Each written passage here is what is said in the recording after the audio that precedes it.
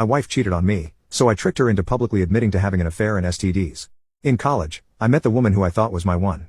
We dated for about 2 years and had a big wedding after a 10-month engagement. Her family was pretty well to do in a small southern town. We were both continuing our educations and I was also working to support us.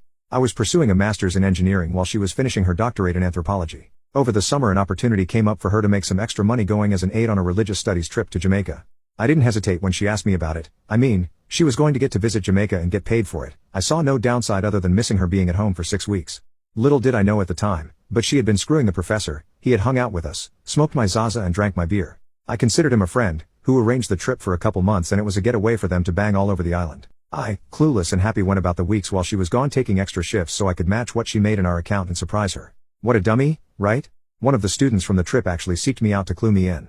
I didn't believe him until I started looking for evidence on my own. I broke down and checked her texts while she was sleeping and nothing was there. There were a few voicemails so I decided to listen and there it was, a message from that giant jerk saying how exciting it was that I almost caught them. I opened up her laptop and hit the emails after that. It was piles and piles of crap, making fun of me for not knowing, screwing in our bed and laughing about it. There was so much and I was so heartbroken. Still too hurt to take any action. I was lost. I had no idea what to do, so I sat on it for a couple weeks and acted as normally as I could. I noticed everything now. I felt so stupid for not seeing it before. So many signs.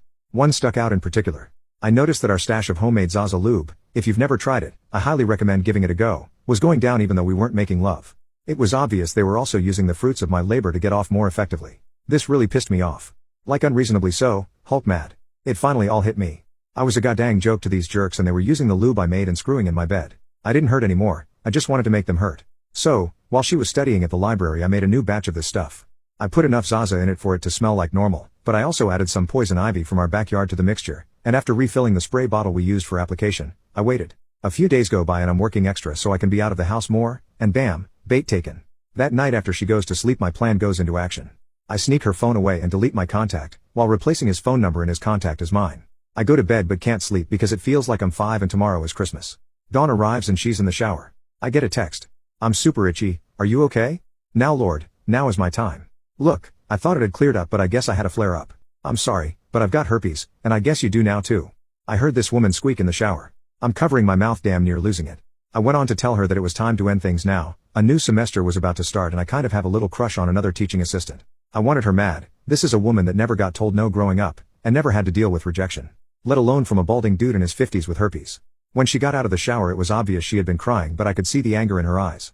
I could see how uncomfortable she was squirming at the table drinking coffee and mulling the situation over. Another little nudge is what she needed. The reply she got to her pages and pages of anger and sadness was, "Thanks for the good times, but can you keep this a secret between us? I don't want to ruin my chances with anyone else." She's flush with anger now, just seething. She gathered her keys and headed out the door without even saying goodbye. I knew where she was going. I booted up her laptop and set it to reformat, deleting her dissertation and any notes pertaining to it before following her to campus. I parked a few lots over and rush over to his office where I find her screaming at him for giving her herpes. There's lots of people there. Professors, aides, students, other faculty. I'm dying. He is beyond embarrassed and confused as heck. She is ugly crying in front of her peers. I'm in heaven. I didn't even care that people were going to think I had herpes too. The fallout was apocalyptic in their department. He lost his job due to code of conduct at the university. We got divorced the following year. State law was we had to be separated for 1 full year before being granted a divorce. I got to keep most of the assets, primarily savings, and not a ton, but I worked for it. She never finished her doctorate and went on to be a perpetually pregnant housewife that sells Herbalife on Facebook, and he teaches high school now. It took a few years for it all to unfold, but watching it was glorious.